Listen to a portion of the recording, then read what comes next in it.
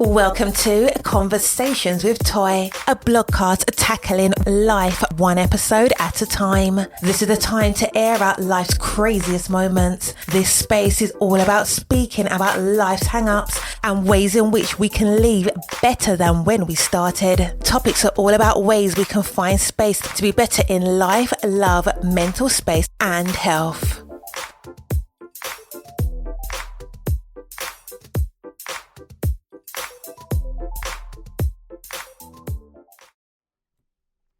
Happy Friday. I hope that you have had the most amazing week. Welcome to Conversations with Toy. I am Toy, your podcaster, and I also wear a lot of hats. I am a content creator, freelance writer, blogger, influencer, social media maven. I do a whole bunch of things behind the scenes, in front of the scenes, on camera, off camera, but the hats that I like wearing the most are being a wife and amazing mother of 3 amazing children. Maybe that's why, you know what, we're going to go with it. But welcome to another week and another episode of podcasting, or Conversations with Toy, I should say. It has been 2 weeks. I took a hiatus and didn't even know I needed it, but life was lifing and we are back. Let me just go ahead and say happy April and happy spring. We are in a new season of our lives. We are in a new month. So that means we have a lot of opportunity to do a lot of great things with the time that we have. And let me just say, because we're coming slowly to the 6-month part of the year, right? We've got a couple more months, but 2 more months we're there. And that 6-month part just gives you that moment to say, like, what am I doing? What am I needing to improve? What am I need to be focused on? If that overwhelms you, and I'm sure that it could, just take a step back. Take a step back. Just remind yourself that Rome was not built in a day. You need to use the best utilize of your time. And if you're able to focus on that now, I promise you by the time you hit June, you will have made some amazing strides. Welcome again. Now listen, this week has been weeking. There's been a lot going on since the last time we have talked. My oldest daughter went on her junior prom. We were doing so much to pull that off. Let me just tell you right now, I don't know how we're going to get through senior prom. And I know that the budget is going to have to explode because we were on the budget. Like the budget was budgeting, I will say, for this junior prom. So the fact that I would have to turn around and do this again for senior prom for this one child, and then have to figure out what I'm going to do going forward, I don't know how it's going to get done. I don't know. But with all that being said, as a parent, I am super grateful that my husband and I are in the position that we can do the things that we need to do and make everything look the way we want to look and give our kids the things that I did not have. Or I should say me, because my husband has had a lot of the things that we're able to get our kids. It's just beautiful to watch. It's just beautiful to watch. And it also takes a lot of hard work. So if you see me on a campaign, you follow me on social media, go ahead, click, like, share, comment, do all the things, because it's free $99. It doesn't cost you anything to do so. With that being said, there's a lot of things happening on these internet streets, and I want to get right into it. Listen, this week has been one of those Brandy weeks. She has a new book out, and with said new book has been a lot of controversy. Now, when I say we, those who were in the 90s, we, in my opinion, knew about her relationship with the Boys to Men frontrunner Wanye. In my opinion, I believe we all knew. Okay, the name of the book is called Phases. I can't say that people didn't know. I just honestly believe that a lot of folks knew. And because a lot of people knew that they were together, I think the conversation was, it's all under wraps. Back in the 80s and the 90s, you could get away a lot of things that people are calling out people for, and they should have been calling it up back then. What was allowed back then should never have been allowed. Okay? The fact that Brandy is sharing with us that she was 16 when she lost her virginity to Wanye and he was a 22-year-old man, I would hope at this big day and age that people are seeing the problem with it. My issue is with the women in the comment section. I hate that we keep claiming that we're a girl's girl, but we're really not. When it comes time for us to show that we're a girl's girl, we fail every single time. And what do I mean by that? A 16-year-old has nothing in common with a 22-year-old. Let me just break this down. 22-year-old who can go and drink legally would then have his license, and because he had money and access would possibly have had his own place. He has all these things to a 16-year-old who's still showing up for high school. Now, granted, Brandy's on the same level as making money, maybe not as much money as they were at the time because she was an up and coming artist, but she still had access. The point of it is that access still has nothing to do with her having this sexual relationship with Wanye. Now, again, a lot of states have the age of consent being 16. So many Republicans, I will have to say, so many of them, and I won't even say Republicans, I'll just say so many raggedy men have been doing everything they can to make that lower, because this fantasy, this nasty, disgusting fetish of men, grown men being with pubescent girls is problematic. Okay? Wanye being 22 and her being 16 is a problem. I have a 16-year-old. I could not imagine her coming home talking about she was going to be with some 22-year-old man. Now, I get it. Brandy said they snuck around. They had to do this and do that. Regardless, I could not see it for me. Couldn't see it. When I tell you, I just couldn't see my 16-year-old daughter being with a 22-year-old man, because in my humblest opinion, I don't see how they would have anything in common. What could you be talking about? You can't be talking about the same shows. We can't be talking about the same this and that. I mean, it just is so many things wrong with that. So this 22-year-old man, because I'm going to fix it for y'all. I know we love Wanye. We think he's a great singer. I just saw him.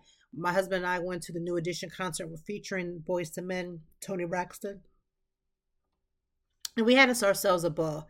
And singing talent and talent in general does not exclude you from showcasing that you have bad behavior. So I need us to wrap this up by noon and just go ahead and extend our hands and say that she was taken advantage of as a 16-year-old. I know that people have always said how Brandy was so mature. None of that stuff matters. You're still a 16-year-old child. And the fact that there are clips going by talking about when she was 16 years old and she was old enough to get it.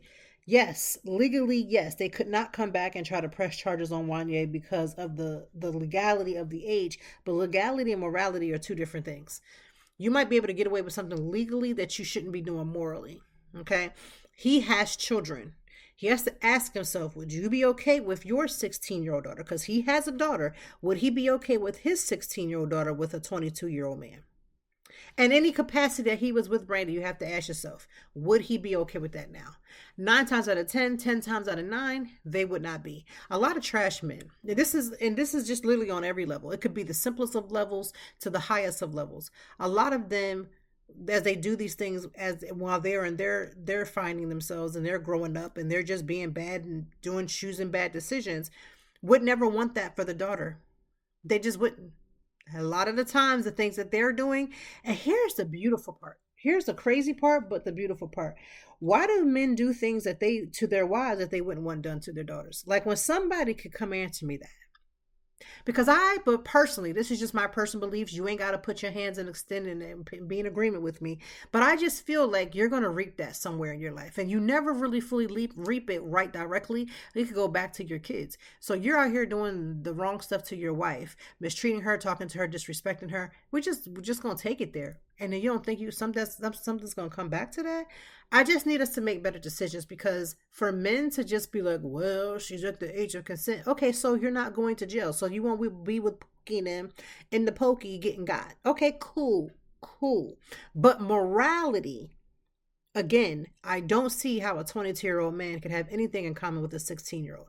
And again, I'm only going by the fact that I see what I see. I know what I know about people in general, but I also have a 16-year-old daughter, and could no 22-year-old young man show up at my house talking about he want to date my daughter. Y'all not hanging out. There ain't nothing to talk about. Y'all need to stop playing with me, right? Stop playing with me, because I'm not the one, the 2 or the 3. I would not be okay with it. So again, she has her new book coming out, is revealing all the things, all these different conversations about who she may have dated, who she did date, who she did sleep with, is ridiculous. If she put it in the book, then cool, go with that. But again, I just want to preface, we're in a different time. In 2026, it may not work out for you. I get that men all around the world are still doing it. You know, there's a level of men, it's the R. Kellys of the world, that would stalk outside of a high school, outside of an elementary school, and try to talk to a young girl. It's those types of men. And here is the crazy part. There's so many people who are still rocking and listening to R. Kelly's music. There are still people who are just like, well, we can separate the musician from the person. Can we? Some of y'all have decided you can. I'm not convinced personally. And here is the other crazy part to that. I was listening to the conversation of the young lady that was, believed 13 at the time when R. Kelly was messing, I believe, with Sparkle's niece. And the fact of like how triggered she gets when she hears people listen to his music. And she understands that people are still going to move the way that they moved. But for her to be in her 30s, I believe, and at this point, grown and can go back to the time when she was legitimately full-fledged child. Right? Now, she was not at the age of consent. Does it matter? Does not begin to matter what R. Kelly had to have told himself to do that. The fact that R. Kelly has too many cases against him where he was doing that. But there's R. Kelly's in y'all's lives, in my life. Y'all got to stop acting. Y'all go hard in the paint for R. Kelly. He needs to be underneath the jail. Okay, well, now he's suffering. He's in jail. He's doing what he's supposed to be doing. He's locked up paying for the sins that he made and the ones that he didn't get caught for. But do you have that same favor for those who are in your family? The uncle that you can't bring, you got to tell your child, go put some clothes on because Uncle So-and-so is coming up here. I'm going to be making this very clear. Ain't no Uncle So-and-so. My kids are not switching for Uncle So-and-so. Uncle So-and-so can't be over here. The Uncle So-and-so don't need to come over here. Okay? Because this is their house. You don't live here. This is where they live. This is where their stuff is at. This is where they're comfortable at. This is their space of peace. I don't even play that pulling up. You ain't in the neighborhood. Don't play that. I'm in the neighborhood stuff. That's just not me. I get it. Everybody's different. Y'all do the pull up and pull up on people. The only family members and friends that I'm pulling up on is 2 or 3 of them. Everybody else, I will call you if I want to come and see you. Call me, please, before you come over here. I'm just not that type of person. So again, I say, everybody needs to go hard in the paint, and the Wanyes of the world need to be called out. And the women who was coming for Brandy, I'm sorry, are you okay? That further lets me know that you probably had the same level of something happen to you. And a lot of 16-year-olds think it's cute when they see an older man paying them some attention. But men understand the ageism in what they're doing. And they understand the power dynamics. They understand it. They're not stupid. They're not slow. They're not like, well, she was grown looking. I didn't know. I ain't check her ID. Those things don't exist anymore. Men know. Men knew then. Men know now. There's no man on this earth that does things, or a woman either, that can do things and then just try to hide their hand. Like, if you're going to throw that rock, don't hide your hand. Stand firm on it.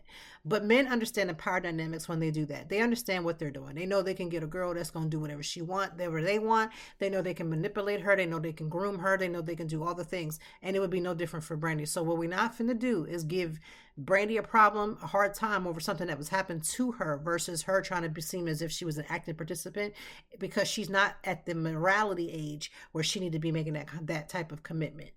Regardless of the fact that Wanya cannot go to jail, y'all want to be on legality, but that morality police is real. So on today's podcast, I want to have a conversation about inward conversations, about checking self, about being open about the things that you are bringing to the table. And I don't want to have this conversation about what women are bringing to the table, because some of you men couldn't build a table if Jesus sat there and helped you with it.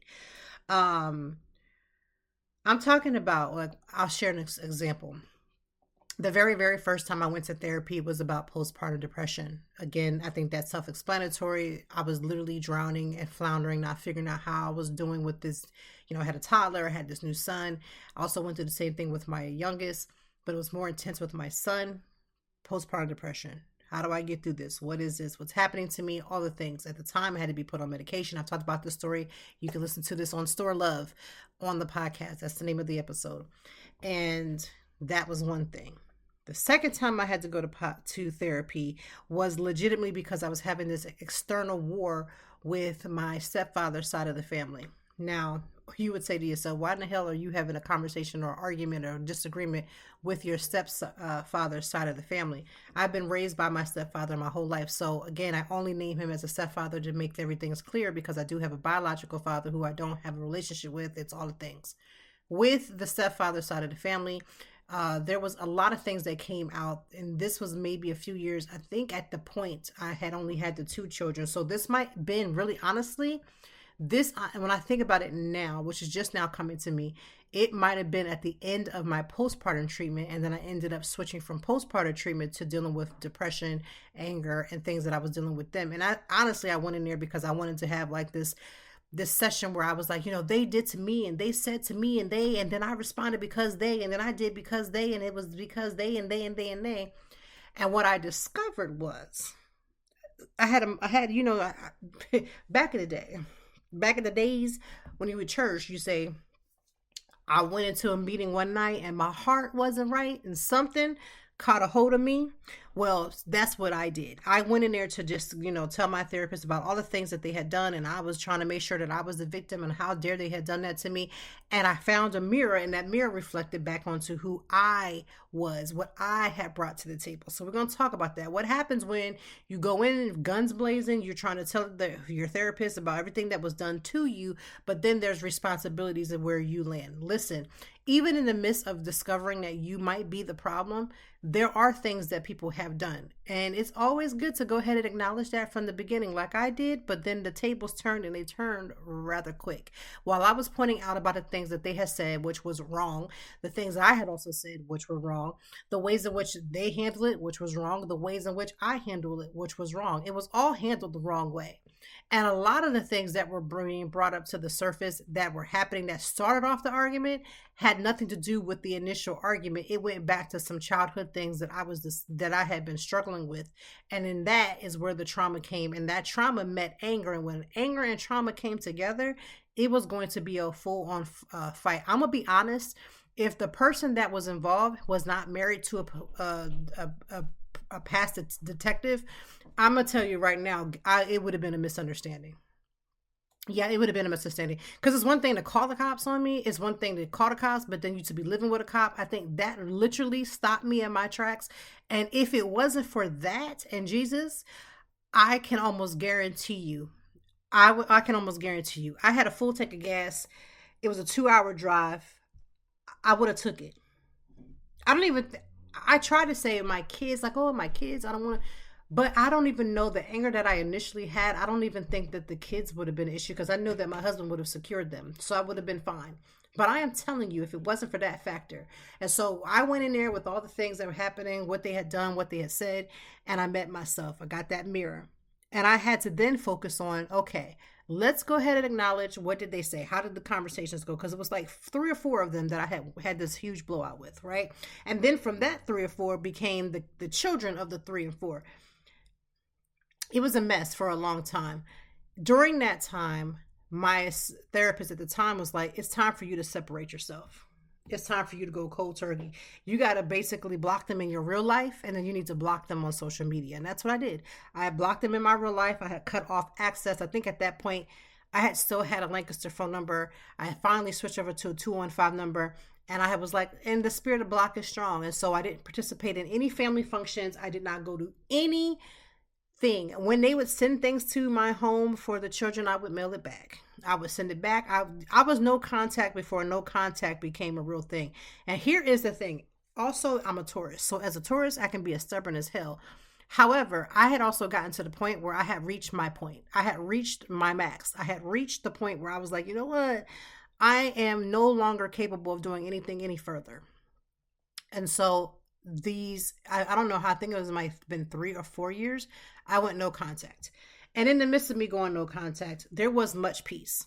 However, in the midst of me going no contact, again, this was before this phrase became hot topic on TikTok, I was living this life. I literally would go to Lancaster to visit my immediate family, or at least my extended immediate family, which meant I went to Lancaster and I only stopped at my parents' house. I met my parents. I saw my nieces, saw my siblings, and that was it. I never went to anybody else's home. I never sat underneath anybody's table. Some of them to this day, even though I've healed and moved on, I still will not. I refuse to sit underneath their table. I'm not coming to your house. You're not coming to mine. It's just very set in stone how I'm moving and how I'm not moving, okay? And what I'm saying to you is when you meet yourself after blaming everybody else, which could rightfully be rightful things, right? I learned that I had to say, what did I contribute to this? For instance, As a child, I was helpless as far as I could not speak out about things that were happening. And I'm also the ignorant child that I have spoken out about things that would happen, and I would be met with that didn't happen or whatever, or I don't think that's how that happened. But as a child, and even an adult who remembers very specific things, it's like we hear all the time. People don't remember what you said, but they remember how you treated them. And that's how I felt, carrying this luggage of drama, trauma, and pain, dealing with this situation. And meeting myself meant I had to work on the fact that regardless of them, like if I had never met them, I still would have been dealing with the same issues of neglect because my own biological father was not available and not there. So let's start with that. And I had to deal with that. So let me meet the lack that I'm feeling with him, even though, I have a stepfather who is very much engaged, very much present, very much all the things. But even in the midst of that, it wasn't enough. So once I met myself, once I began to take the introspect, okay, how can I heal me? Because how can I carry these people? I can't carry these people anymore.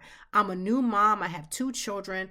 I'm dealing with postpartum. I'm trying to get healthier. I'm trying to get better. But these emotional things are not going to go anywhere. Now, I was in a constant triggered situation. Like my husband and I have had these conversations about me living in here with his mom. And she's not here anymore, so I'm not going to go and hash those things out. What I will say is living in this constant stress situation, dealing with the fact that I'm dealing with the stuff that's in this home, and that I'm dealing with these people that aren't even in my home, but they're family related to me, or I would say kinfolk to me, or I would say I'm in a marital situation where they are now in relationship with me to some extent. All of these are things that were becoming overwhelming, and I had to piece them piece by piece. Let me tell you how hard it is to take everything piece by piece. We had to go through a few weeks of just untangling the things that took place the day that this huge argument, these 2 or 3 arguments happened. They all happened within days of each other. I had to go break that down. Once I broke that down and we broke down the bigger meaning of, okay, look, this is the real issue. This is not, it has nothing to do with that. That just became a thing we need to focus on, right? So it was like, how do I sit with the truth of what I had happened without running from it? Because I'm a flight person, and I'm going to be honest with you. I know my mom listens to this podcast, but as a young girl, my mother would go from pillar to post. If she was dating somebody or something was going left, whatever her reasons are, because as a child, I can only go by what I saw on the outside. I have no idea what she was dealing with and the internal struggle she was dealing with. I will say, as I'm grateful that every move that she made positioned me to be where I'm at today. It did position me to be where I'm at today. So for that, I'm grateful. But my mom would leave.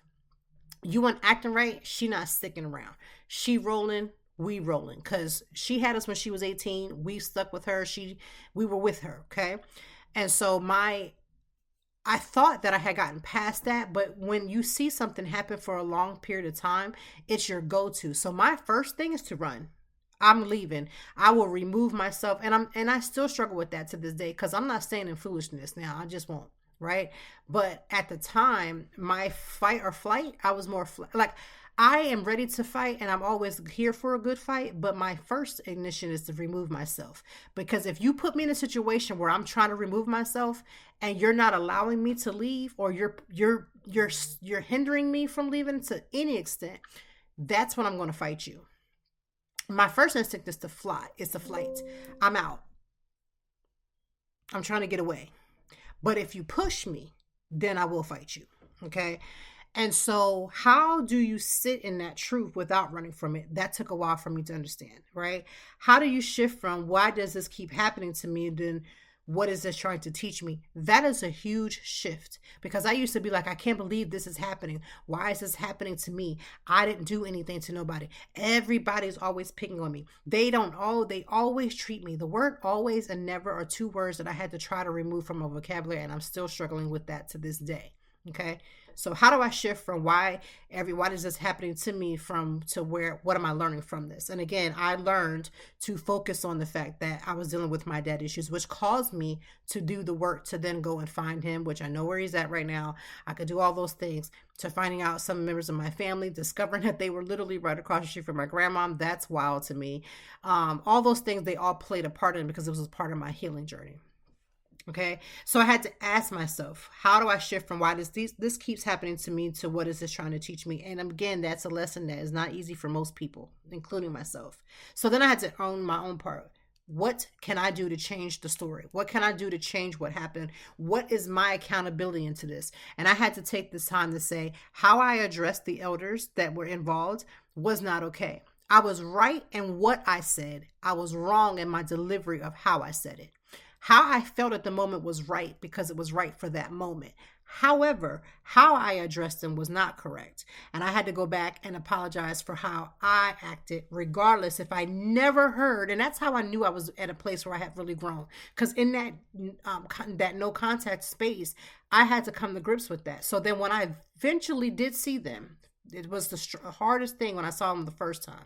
I said what I needed to say, and I let the chips fall where they made. And I didn't hold space to say, okay, so now that this has been said, we just going to pick up where we had left off. And there was a few people that were involved that wanted to do that, and I just couldn't do that. I had to honor myself to say, listen, hey, hold on.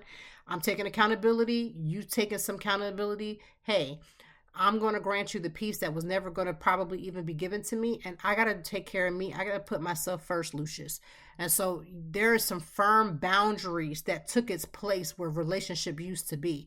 And that messed up a lot of people because, especially if you're a Christian, you're taught like you're supposed to turn the other cheek. You're supposed to do all these things 100%. However, putting yourself in a constant position where you could have certain things happen it didn't seem safe for me.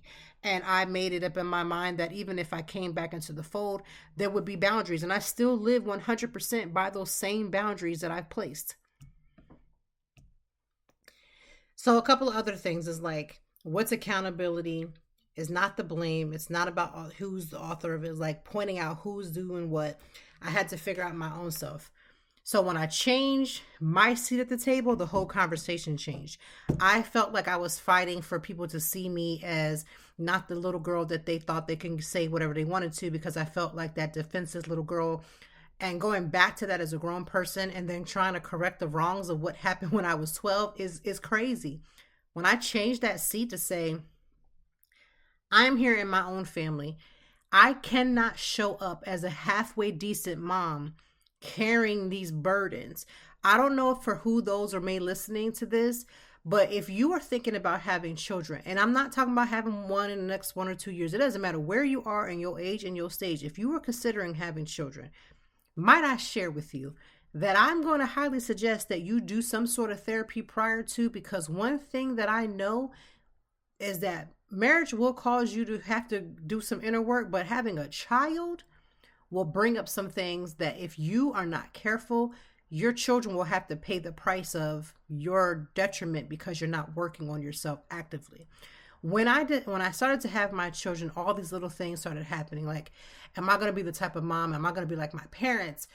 Good, bad, or indifferent? How am I going to show up different for them? Like, how do I give my kids the type of parenting that they need? Because it's one thing to just have a child and you labor and you bring the child into this world, but being the parent that your child needs when, for instance, just an example, living in a household where everybody yells doesn't work for my child. At the time, it was just my oldest, right? When I had my oldest, that did not work for her. It's still to this day. She is not okay being in a situation where there's hollering and fighting and fussing. She is an empath. And as an empath, which I 100% believe she was feeling all the things that I was going through at the time when I first had her, being an empath like that, she can't be in high stress situations. She can't be in high stress environments. She can't be in a house where folks is fussing and fighting, cussing and carrying around. She can't do it. So I can't come from the parenting stage of I'm a holler and tell you what you got to do, because it didn't work. I had to get on her level. I had to take parenting classes. I know a lot of people don't even know that, but I took parenting classes because I meant seriously,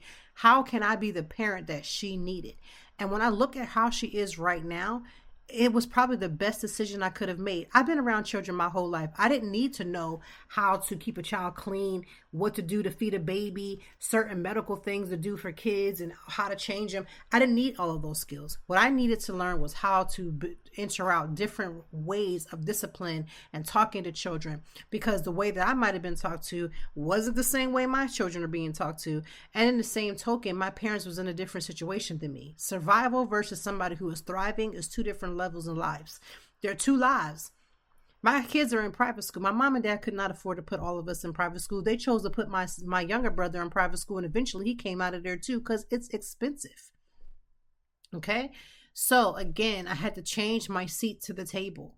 So when you change your seat to the table, and you don't do it from a malicious place like, yeah, I'm at my seat at the table, I can afford my stuff, I don't need y'all to take care of me. That 100% is true. Nobody from my dad's side of the family, nobody from which I had these high levels of conflict could ever throw in my face that they took care of me or my child. Could not, could never. But it was beyond saying, I don't need you to take care of me. I don't need you to do certain things for me. It came down to the point where it's, okay, cool. I'm taking care of myself. I'm doing everything to be responsible. I'm taking care of all the things when it comes to my family. But my seat at the table has nothing to do with provision.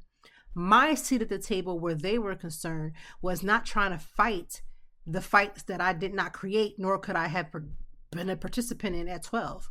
So now as a grown person, now I'm only dealing with the things that are happening as grown because I'm already dealt with those things, and constantly if they come up, because healing is not linear. So when they come up, I'm dealing with that in the proper way. I'm taking that to my therapist. I'm giving that to God in prayer. I'm doing the work. I'm doing the journal entries. I'm doing all these different things that help me with those high situations because they can and will come. But my seat at the table isn't because I need you to see me. My seat at the table is I'm responsible to always talk to people and meet people in love every time they come into contact. Now, if I don't like you, 100%, this goes out to anybody that I have ever had an issue with.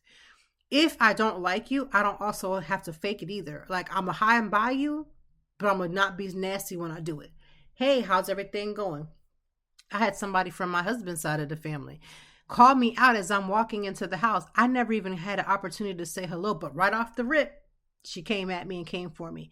And at that moment, I said to myself, okay, you know what, Lord, I need to remove myself from the situation. And then I said to myself, is this a fight or flight? Am I leaving because of the situation is making me feel intense or is bringing on or triggering me in some way? And I will say I was triggered because it represented something for me inside of me that I had been dealing with. But I stayed and did all of the things and worked it out. However, I have determined that now that I have worked it out and I know what I need to do, I'm going to do those things. But if I should ever be in a situation going forward, specifically very much intentionally with this person in mind, I am not going to stay. I am going to go ahead and leave. And then I probably will not be returning because I've given the opportunities. I've shown up. I've worked through it. I've done all the work. And now I'm just like, you know what? What I'm going to do is stay over here and you stay over there. Because that's a boundary. I'm okay with boundaries, just not okay with me just up and running because something is uncomfortable. So now that I've worked through it, now that I've done the work, now that I've taken accountability, I'm at this point where, again, I get it. People do bad things to us. There's been things that have happened to you maybe as a child, things that you could never get past, never understood. And I had to get to a point where I may not ever have the actual reason. Nobody wants to tell you the reason why they mistreated you. They're not going to tell you because the real reason is that they didn't like my mother and I looked like my mother as I was growing up. So it made it easier for somebody to come for me because I represent to them the very person they didn't like. I had to come to grips with that. And that's real. I'm not even making that one up. Like, that actually was the real reason, a huge part of the reason, right? And I don't have to fight those battles anymore. So I changed my seat at the table to say, listen, hey, if ever I come into contact with you, I'm going to lead with peace. Now, that doesn't mean that because I am very conscious of my fight or flight, that I'm not capable of one or the other. I'm trying not to run, but I'm also not trying not to, fight and go through all those things with you, but I can. Like, I am still a part of the Nuck If You Buck coalition, okay? A lot of people think that when you get into therapy and you're really trying to zen out your life, you're really trying to live life without having as much issues and dramas. I don't have any of those dramas that I've had before. I don't even have those types of people around me, let alone the same people. I don't even have those types of people. I have really just cut out a lot of that stuff because I don't have the energy for it. I can't raise my children. I can't be a good business person. I can't be a wife. I can't show up in any aspect with any of these hats that I'm wearing, carrying those loads. However, going to therapy and being under a therapist or trying to get your life right, trying to make it into the kingdom of heaven, all of those things, people interpret that as weak. Let me be very clear, and I'm not saying this to send a message out to anybody because I could care less. Like I said, I'm not here to throw a dagger at somebody and I hope you hear this. I hope you, because the folks who need to probably hear this or would need to hear it if I had that thought process ain't changed, ain't worrying about me, right? They gonna be who they're gonna be. What I am saying is, because people think that when you go into therapy that all of a sudden you've gotten so light that you don't have no issues being a part of the Nuck If You Buck coalition. Let me be very clear, I can't speak for everybody else. But making me going as the therapist, therapy has not made me soft. It has made me think about some things. It has made me have to count up the cost because, orange does not need to be the new black. It made me consider, hey, how important is that? Let's dig a little deeper. It may make me think first. It may make me go out and pray first. It may make me say, okay, I need to retreat mentally and figure out where this stands. It may make me think twice, but it is not because I'm not still a part of the Nuck If You Buck coalition. Because again, people think that when you're in therapy that you are weak. I'm not weak. I'm strong enough to know when something needs a response and when it doesn't. I'm strong enough now to know that every battle does not have to be fought. And I am working on being strong enough all the time to not have to respond every time somebody says something to me that I don't care for. Right? I struggle with that because I never want to be the person that just kind of eats it and then later on I get upset. I remember 2 or 3 times I've had situations happen and I'm like, you know what? I had the opportunity and I should have stood up for myself and I should have spoken up for myself. That is a battle within itself. But when you learn to use tact, ask yourself, is this one of those situations where you're going to leave and you're going to feel more worse because you didn't say something or you didn't speak up for yourself? Then speak up, but stick to the facts, right? Or speak up and find a way to communicate. However, if it's just me being petty, and I could be Petty LaBelle on most occasions, then it's the walking it back. Then it's no longer worth it. Where's your seat at the table? If you don't even want to be invited back to this table, then don't even care. Don't rock the boat, but also don't care about if they know your heart. People kill me with that they know my heart stuff when you say things because nobody can see your heart. We don't care, baby. We don't care about your heart. We hear what you said. So again, I need us to understand that yes, learning to take accountability for the things that you said, the things that you have done, the ways in which you have shown up or the lack thereof is very important. But sometimes while you're shining a light on them, the light comes back. You shine a light on other people, but the mirror comes in full force.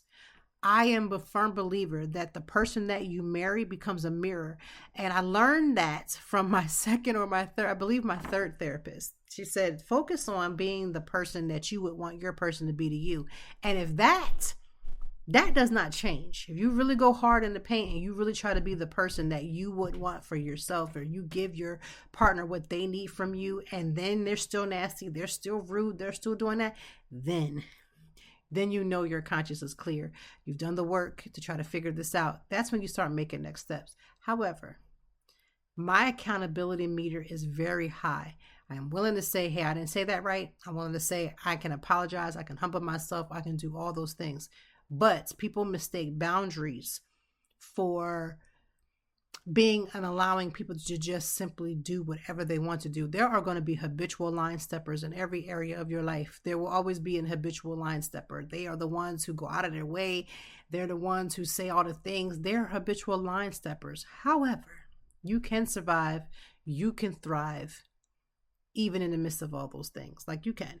It might be hard. You might have to do the work, but you can. So when that mirror comes back up and that self-reflection says, this is less about what's being done versus some things you have to work out, I'm encouraging you to work those things out because that's where the real work is.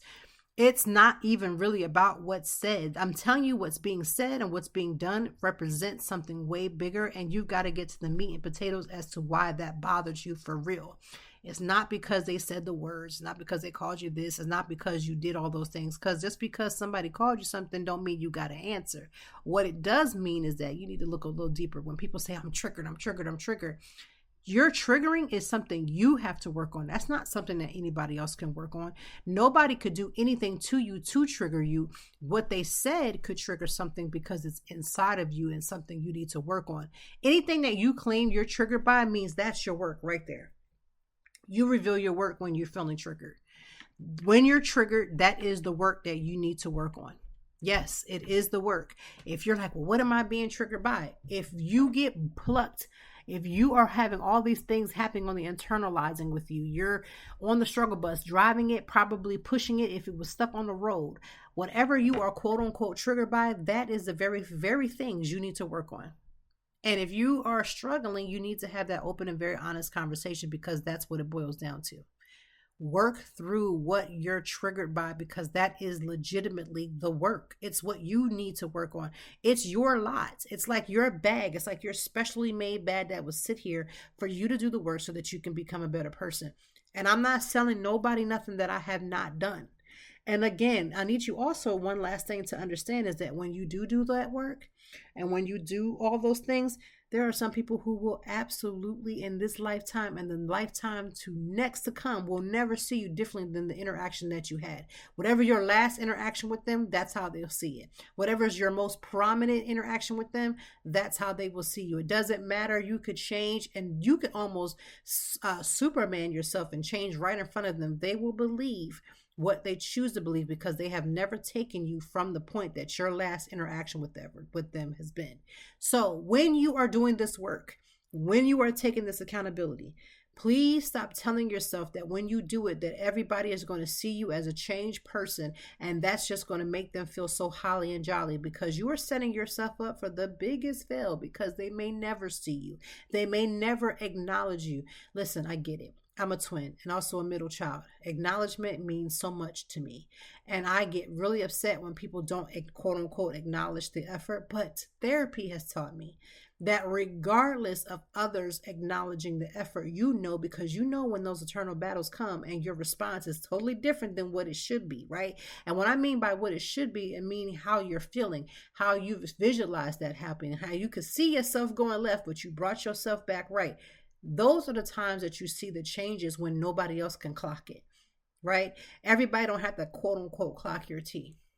They just may not do it. What you could do is still focus on how you can show up better.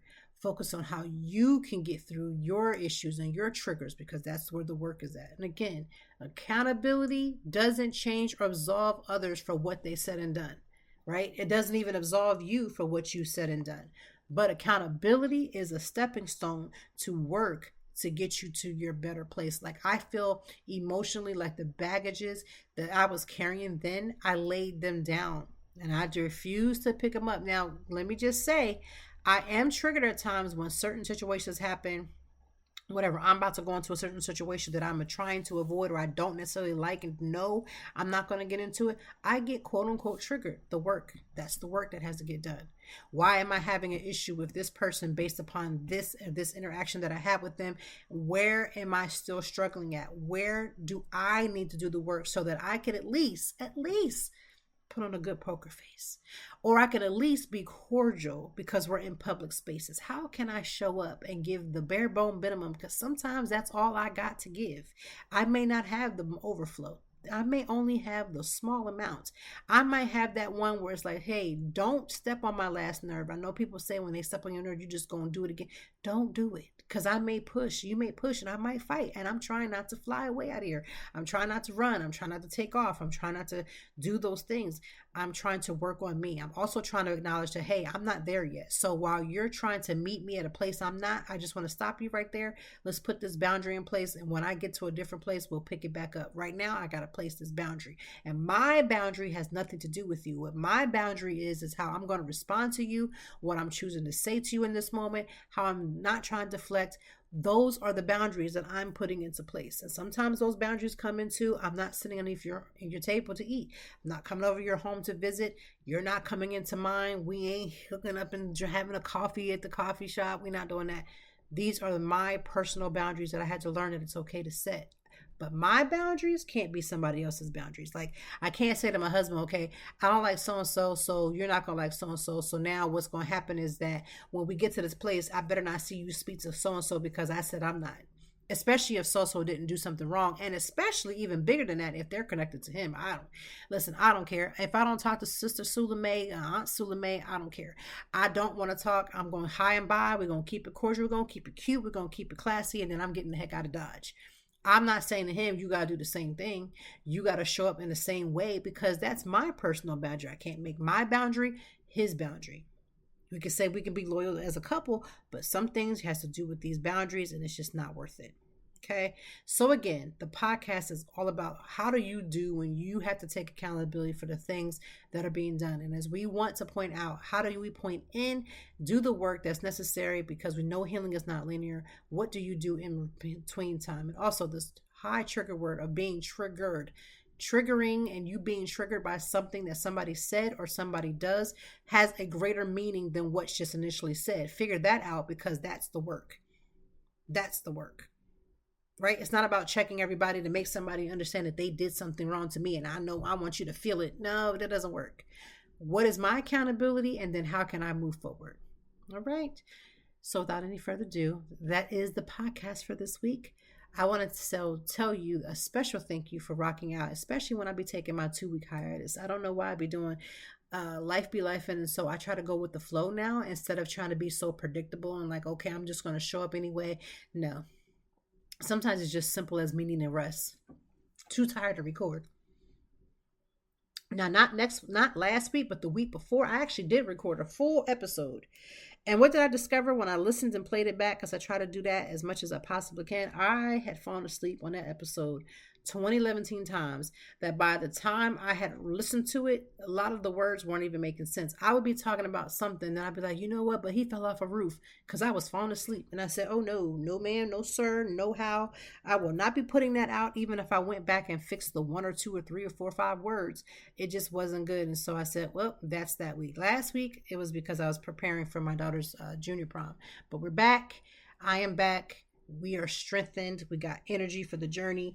I am doing the work, all the things behind the scenes, whether it's for the podcast, whether it's for content creation, all the things. So thank you for listening. Hopefully, you're going to do the very thing I say every end of the podcast. Find one activity this weekend that is about you, the things that make you smile, that fill your cup up and make you feel joy or have that sense of joy. I know the world is going to hell in a handbasket, but you got to learn how to create pockets of joy for yourself. So without anything, I hope that you find at least one activity that you enjoy doing that has nothing to do with the titles that you own. It has nothing to do with the responsibilities that you have to do. It's just something that is exclusively and just for you. Thank you for listening to this week's episode of Conversations with Toy, and I will see you next Friday.